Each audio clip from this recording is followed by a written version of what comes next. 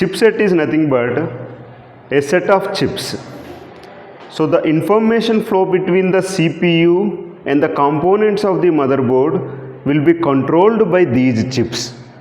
Each chip controls the information flow from CPU to one component. Example, if you want to control the information flow between the CPU and RAM, that will be controlled by one chip.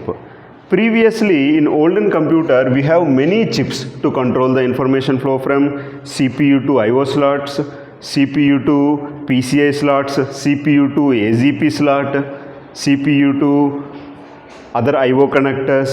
But now, in mid-age computers, we are using only two chipsets. One is north bridge, second one is south bridge. So we are using only two chipsets.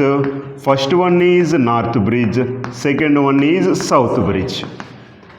Sir, what happened to the remaining chipsets? What happened to the remaining chips?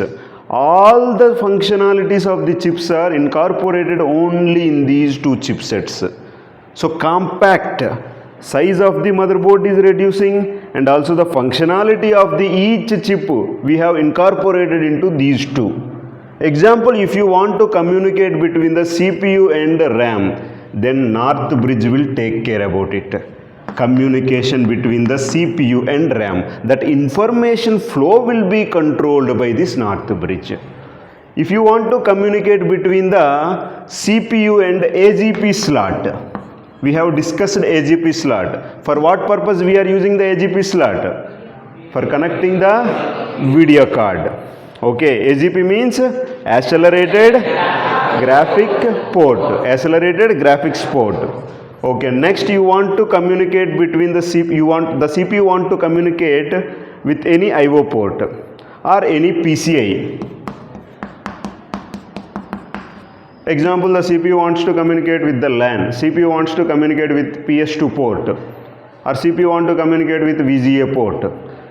Whenever the CPU wants to communicate with any IO port, then the south bridge will control that information flow. Remember, the information will not be sent by this chipset. The information is not received by this chipset. Only the information that is traveling between the CPU and PCI or the IO devices, that will be controlled by the chipset. With what rate it has to travel, when it has to travel, that will be controlled like a traffic constable. Traffic constable will not use his bike, or traffic constable will not give you the chance to purchase the bike. He only controls the flow, whether to go or whether to stop. If it has to go, with what speed it has to go. If it has to stop, until what time it has to stop. That flow will be controlled by using this chipset. So the information flow between the CPU and the components on the motherboard will be controlled by the chipset. What information flow it will control? The information flow between the CPU and all the components on the motherboard.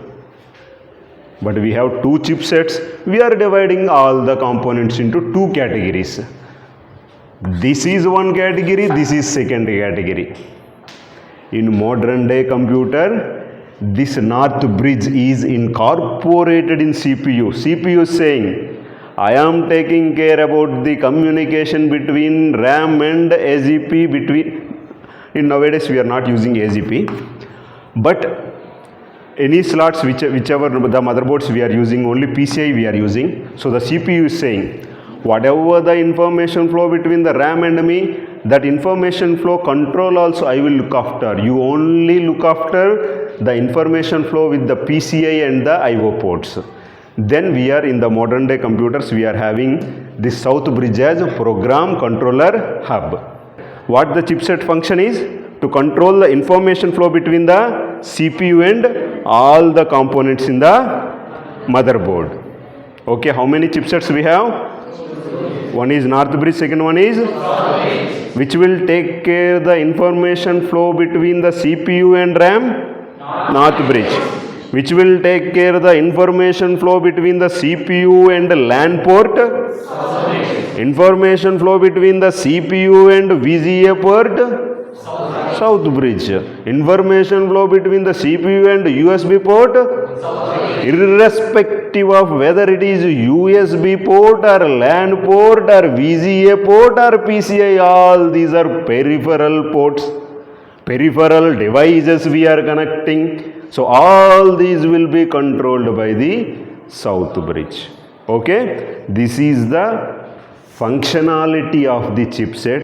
We have discussed about some functionality of the chipset. There is no doubt we have discussed chipset is controlling the information flow between the CPU and the components on the motherboard. But we have many specifications for the chipset. When we go to the market, we have more types of the chipsets available. From the last generation, many chipsets have developed. Initially, Intel developed a chipset called 810. Later, the chipset was introduced 815, 820, 845, 850. They have referred that with the architecture, some 810, 815 upgradation they have mentioned.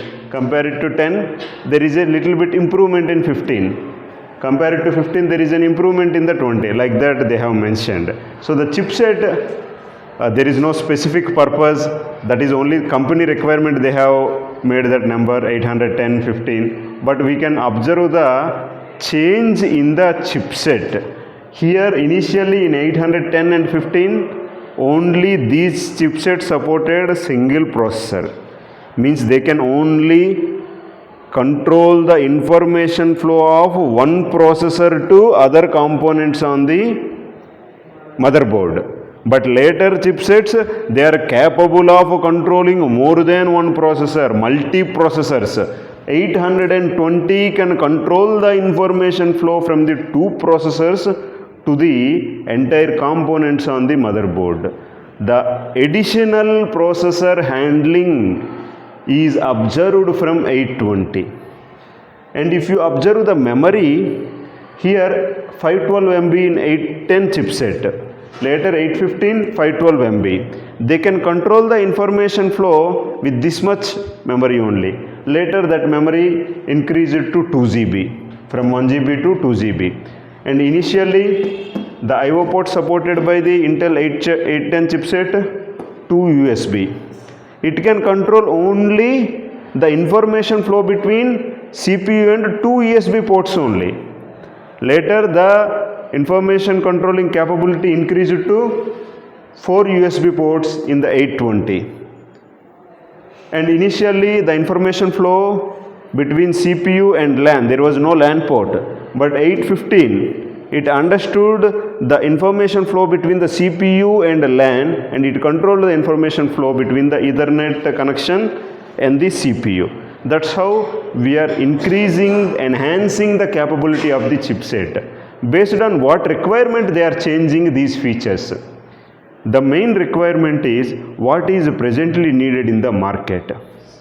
Whenever they are increasing, example, if you are taking phone, they are increasing the RAM size 8 GB, 16 GB. Maybe before 10 years, this much RAM they have never used.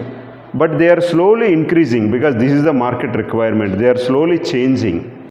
They suggest that there is a change in the processor requirement. Initially, one processor was sufficient at that time. But later they understood to do the multifunctionality, we require more processors. Then 2 processors to handle the data flow between the 2 processors and the remaining components on the motherboard. They have enhanced the chipset features.